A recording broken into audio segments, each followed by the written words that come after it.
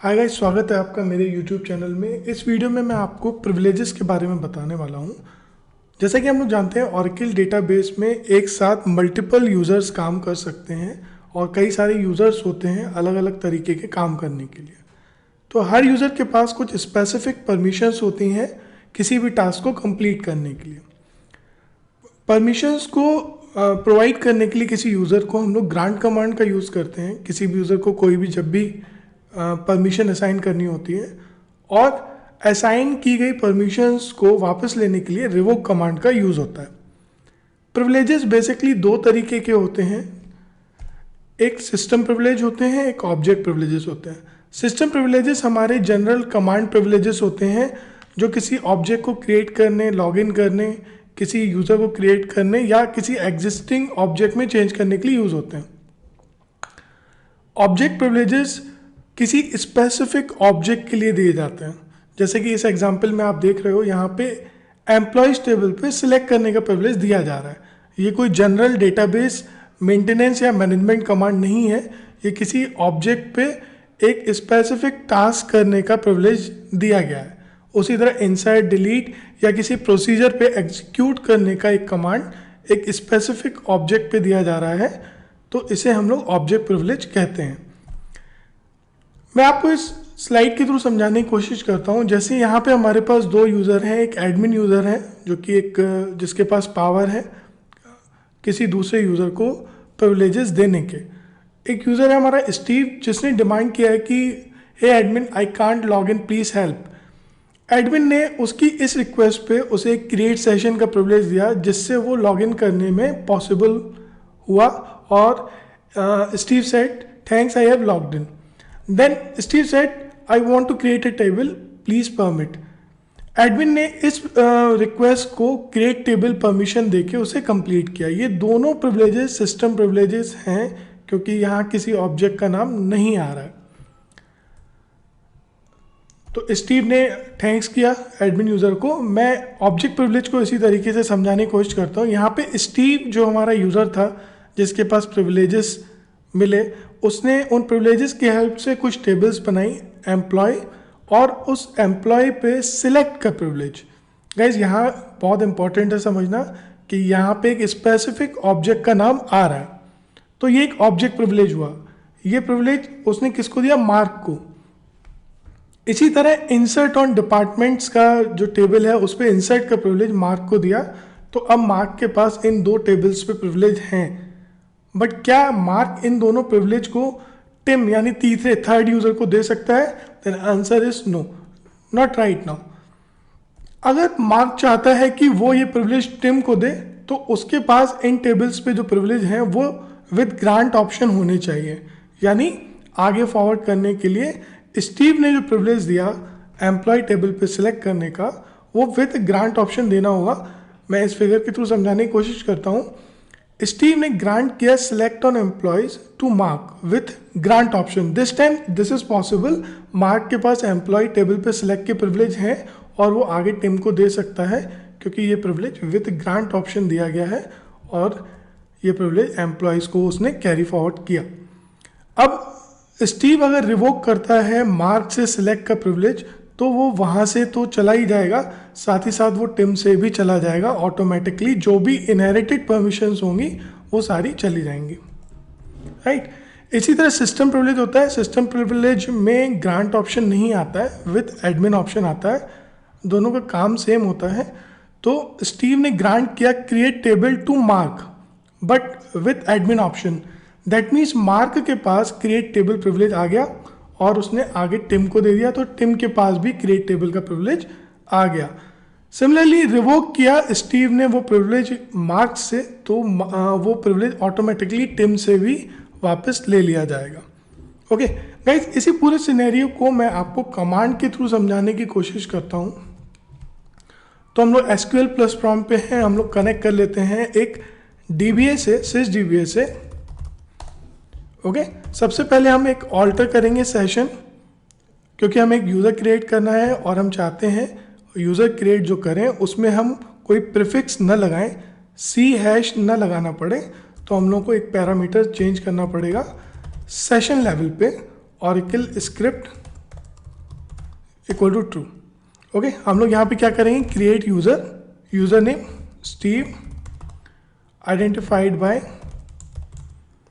Steve, identified by जो भी आपको पासवर्ड देना है वो दे दिया। तो यहाँ पे आप क्या कर रहे हो, एक यूजर क्रिएट कर रहे हो स्टीव नाम से। कौन सा यूजर ये क्रिएट कर रहा है, सिस, क्यों वो एक डीबीए यूजर है, सिस डीबीए है, तो उसके पास सारे प्रिविलेजेस होते हैं, क्रिएट यूजर का भी प्रिविलेज उसके पास है, इसीलिए वो जो है यहाँ पे यूजर क्रिएट कर सकता है। यूजर क्रिएट हो गया और उसने साथ ही साथ क्या किया, ग्रांट किया create table comma create session to Steve, right. उसने क्या किया, ग्रांट क्रिएट टेबल और क्रिएट सेशन टू स्टीव किया, यानी वो टेबल क्रिएट कर सकता है और लॉगिन भी कर सकता है। अगर हम स्टीव से कनेक्ट करें तो हम लॉगिन कर पाएंगे, अगर ये प्रिविलेजेस नहीं होते क्रिएट सेशन के तो वो लॉगिन नहीं कर पाता। स्टीव ने लॉगिन किया, लॉगिन करने के बाद स्टीव ये देखना चाहता है उसके पास कौन से सिस्टम प्रिविलेजेस अवेलेबल हैं।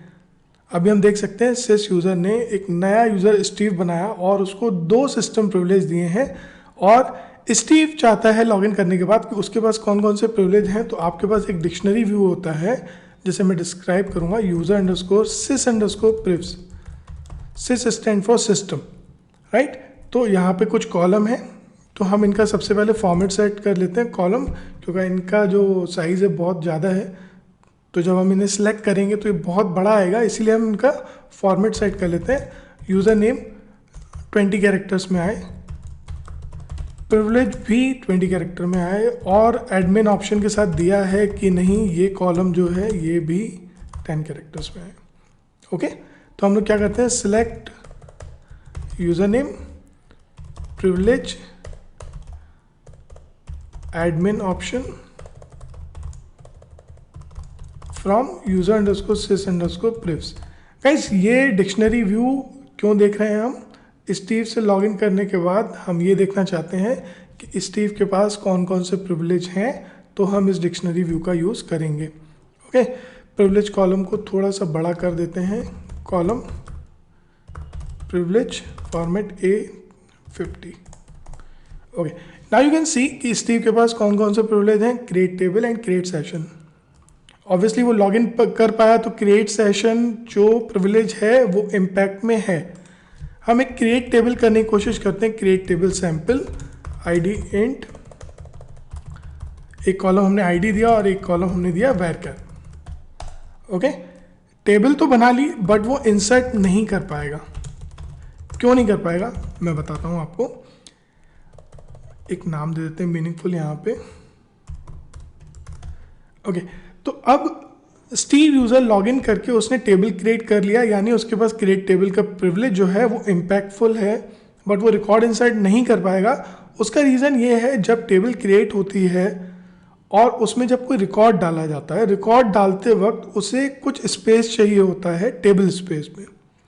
टेबल स्पेस हमारा एक वर्चुअल मेमोरी होती है, वर्चुअल मेमोरी ब्लॉक होता है जहाँ पे सारे सेगमेंट स्टोर होते हैं, सेगमेंट यानी टेबल व्यू सीक्वेंसेस।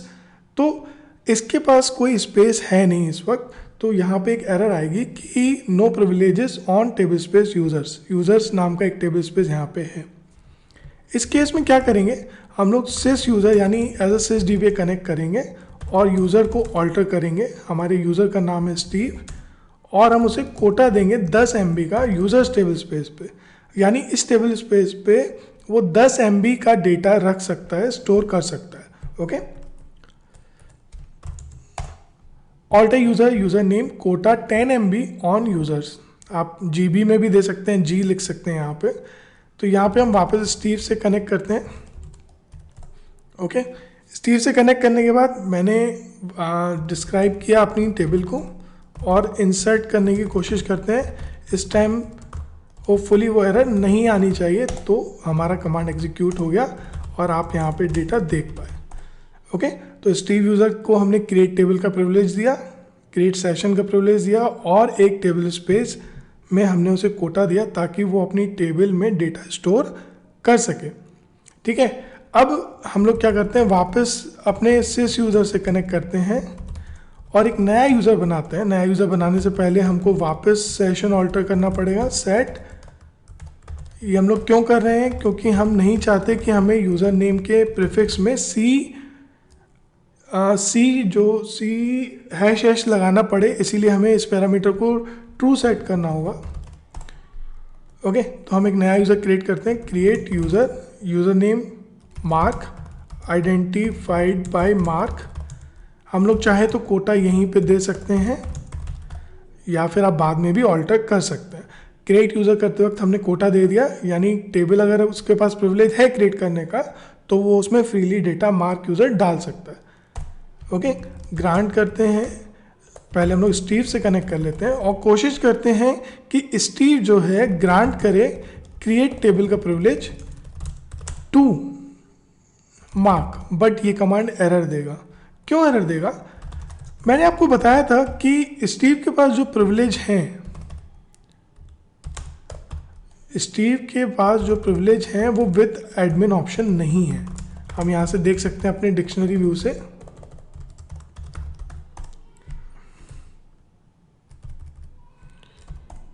ओके, तो ये जो क्रिएट टेबल का प्रिविलेज है विद एडमिन ऑप्शन नहीं है, यानी वो आगे नहीं दे सकता है।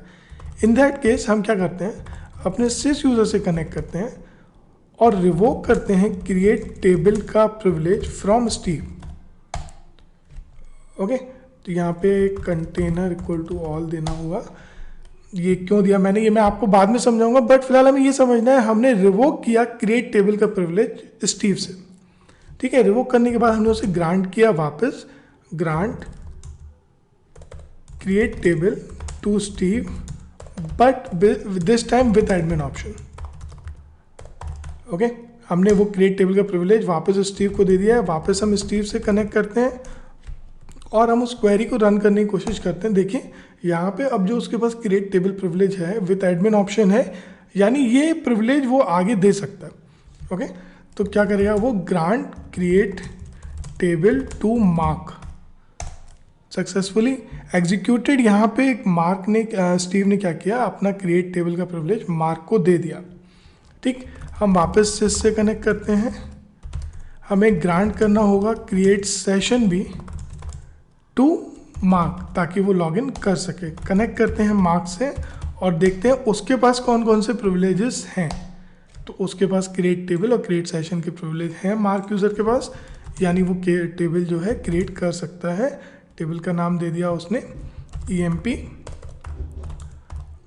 कॉलम का नाम दिया और जो है हमारी टेबल क्रिएट हो गई। इंसर्ट करने की कोशिश करते हैं क्योंकि हम कोटा दे चुके हैं मार्क यूज़र को टेबल क्रिएट करते वक्त, तो इस वजह से डेटा जो है यहाँ पे ऐड हो जाएगा।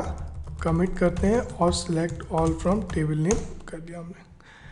तो अब स्टीव ने क्या किया, अपनी क्रिएट टेबल का प्रिविलेज मार्क को दिया क्योंकि उसके पास वो जो प्रिविलेज है विद एडमिन ऑप्शन है। कनेक्ट करते हैं सिस टेबल से, सिस यूज़र से, और मार्क से स्टीव से वो प्रिविलेज वापस ले लेते हैं। Revoke create table from Steve, है ना। स्टीव से हम लोग क्या करेंगे, क्रिएट टेबल का प्रिविलेज वापस ले लेंगे। अब वापस स्टीव से कनेक्ट करते हैं और चेक करते हैं क्या ये प्रिविलेज इसके पास अभी भी है। तो आप देखोगे कि इसके पास क्रिएट टेबल का प्रिविलेज नहीं बचा। क्या मार्क के पास वो प्रिविलेज अभी भी बाकी है? चेक कर लेते हैं। मार्क के पास वो प्रिविलेज अभी भी है और ये प्रिविलेजेस अभी भी इसके पास हैं। इसको मैं थोड़ा सा चेक कर लेता हूँ। इसमें कहीं हम लोगों ने स्टीव यूज़र को जो क्रिएट टेबल प्रिविलेज दिया उसने मार्क को वापस वो प्रिविलेज कैरी फॉरवर्ड किया। स्टीव यूज़र से हमने रिवोक किया, अभी ये प्रिविलेज मार्क के पास है। इसको चेक कर लेते हैं। इसके साथ हम लोग थोड़ा सा ऑब्जेक्ट प्रिविलेज भी देख लेते हैं। हम लोग क्या करते हैं, वापस अपने सिस यूज़र से कनेक्ट करते हैं और ग्रांट करते हैं वापस create table privilege to Steve. जो अभी अभी हमने रिवोक किया था वो हम वापस उसे दे रहे हैं। आप चाहे तो इसे विद एडमिन ऑप्शन भी दे सकते हैं, यानी ये प्रिविलेज आप आगे किसी को दे पाएगा। और हम कोशिश करते हैं यहाँ पे स्टीव से वापस कनेक्ट करने की। उसके पास टेबल स्पेस में कोटा भी है और हम उस टेबल उसने बनाया भी हुआ है। देख लेते हैं उसके पास कौन कौन से टेबल हैं हमारे पास। ये हमारा डिक्शनरी व्यू है टेबल देखने के लिए। उसके पास एक सैम्पल टेबल है, DSC सैम्पल किया तो हम उसका स्ट्रक्चर डिस्क्राइब कर रहे हैं और उसमें हमने इंसर्ट किया, insert into sample values. Select करके देख लेते हैं इसको एक बार। तो यहाँ पे 2 रिकॉर्ड हैं हमारे पास, कमिट कर देते हैं इसे और ग्रांट करते हैं select on sample to Mark with grant option इसको करते हैं, यानी वो इस प्रिविलेज को आगे दे सकता है। अगर आप चाहते हो कि वो प्रिविलेज आगे नहीं दे पाए तो आप ये ऑप्शन यहाँ पे नहीं मेंशन करेंगे। ओके, विद ग्रांट ऑप्शन देने के बाद यानी अगर मार्क चाहे तो इस टेबल से सिलेक्ट कर सकता है, मार्क कनेक्ट करता है। मार्क में देखते हैं क्या वो ये टेबल दिखा रहा है। Select table name from user underscore table नहीं दिखाएगा क्योंकि वो टेबल जो है सैम्पल टेबल मार्क यूज़र की नहीं है, बट वो इस टेबल को देख सकता है कैसे। Select all from user name prefix करेंगे क्योंकि वो टेबल स्टीव का है, तो स्टीव ने वो टेबल, स्टीव के स्कीमा से वो टेबल हमने सेलेक्ट कर ली और हम देख पा रहे हैं। मार्क यूज़र के पास कौन कौन सी टेबल में प्रिविलेजेस हैं वो हम लोग देख सकते हैं किस डिक्शनरी व्यू से। कौन कौन से प्रिविलेजेस इसके पास हैं, object privileges user underscore tab underscore privs से हम लोग देखेंगे। ओके, हम इनका फॉर्मेट सेट कर लेते हैं। Column grantee format A20, column owner format A20, column table name format A20, column grantor format A20, privilege क्या है, कॉलम प्रिविलेज फॉर्मेट A20, है ना। तो इन टेबल को अगर हम लोग सिलेक्ट करें, टेबल नेम ये डिक्शनरी व्यू है हमारा जो ऑब्जेक्ट प्रिविलेजेस देखने के लिए बना हुआ है। ग्रांटर और प्रिविलेज कॉमा ग्रांटेबल है कि नहीं, वो आगे इसे एक्सेस कर सकता है, आगे किसको दे सकता है कि नहीं, वो हम लोग इसे देख रहे हैं। हम किस यूज़र से लॉगिन है इस वक्त, हम लोग यहाँ पे मार्क यूज़र से लॉगिन है from user underscore tab underscore privs. Okay, privilege की स्पेलिंग सही कर लेते हैं, LEG, है ना। यहाँ पे लाइन साइज सेट कर लेते हैं कि 100 लाइन साइज हो।